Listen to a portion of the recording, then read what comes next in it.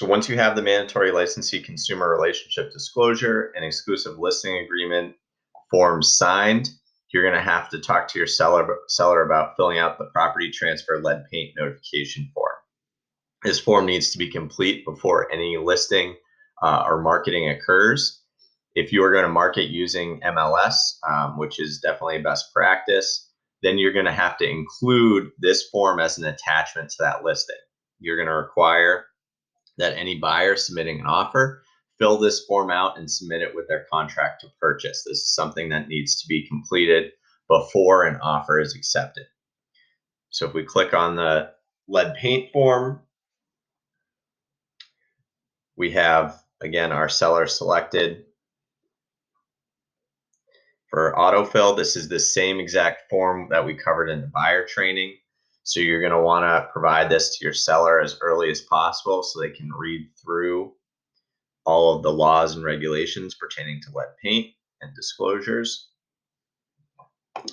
The difference here is, as representing the seller, you are going to have them complete their portion first, and then it will be fully executed by the buyer and the buyer's agent. So the first thing the seller is going to need to do is fill out the seller's disclosure, which is sections A and B.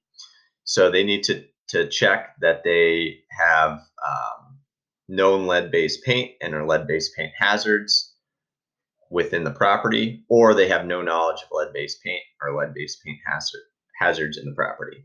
So if they click 1, they need to explain what hazards are there.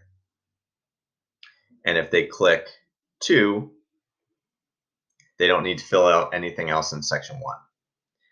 In section B, if they have any sort of remediation or records pertaining to lead-based paint, they need to click section 1. Even if there's no lead-based paint in the house anymore, but at one point there was and it was remediated, you would click section A2. So they have no knowledge of lead-based paint or lead-based paint hazards in the house. But then in B, they would click section 1 and they would provide maybe their lead inspection report and their letter of compliance showing that they had the problem remediated. If there are no records whatsoever, section 1 would not be checked. Section 2 would be checked, saying the seller has no reports or records pertaining to lead-based paint and or lead-based paint hazards in the property. So once this section is complete, you will initial as the agent in section G. And then down in the certification of accuracy, you would have your client sign in the seller box. You would need to sign in the agent box. And then you would also fill out the property address at the bottom. Make sure this is a complete address. If there's a condo, make sure you include the unit number. Once this is done, you have signed your section, initialed your section, make sure you share it with your seller. That way they can complete the form, and then you can download this and attach it to your MLS listing agreement.